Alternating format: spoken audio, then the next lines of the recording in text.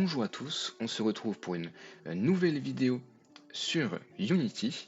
Et donc notre objectif aujourd'hui sera, lorsque ce player-là tombe et rentre en collision avec le flipper ci-dessous représenté par 10 petits cercles, et bien toutes les couleurs des cercles doivent changer dès lors qu'il entre en collision avec l'un de ces 10 cercles. Donc pour cela, on va déjà dans le script relié au GameObject Player, donc le gros cercle.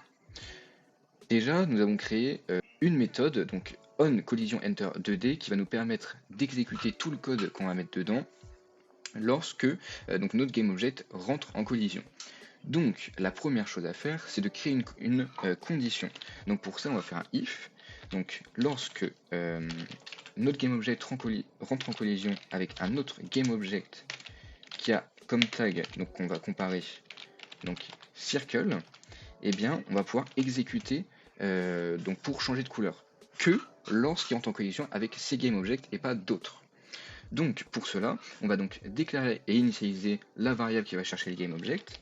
Donc on va créer une liste qu'on va nommer circles, et c'est donc dans cette liste que seront stockés tous les GameObjects, donc tous les cercles.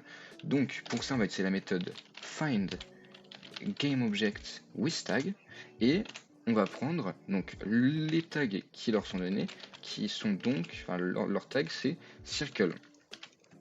Après ça, on doit faire un for each, donc pour que ce soit tous les circles qui changent de couleur. Donc pour ça, on va faire for, donc pour tous les GameObjects, donc circle, donc pour tous les cercles qui sont dans la liste circles, eh bien ils vont changer de couleur. Donc pour ça déjà, on doit déclarer la variable, et du coup dans cette variable, on va mettre on va prendre le component spriteRenderer, donc pour changer la couleur des circles. Donc c'est dans les GameObject circle du coup, et du coup comme j'ai dit, on prend la méthode getComponent et on va chercher spriteRenderer.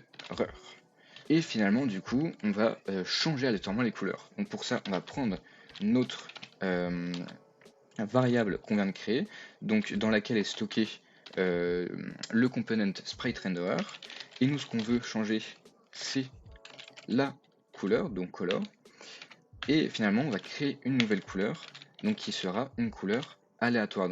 On enregistre et on peut tester sur notre Unity, et normalement tout se passe parfaitement.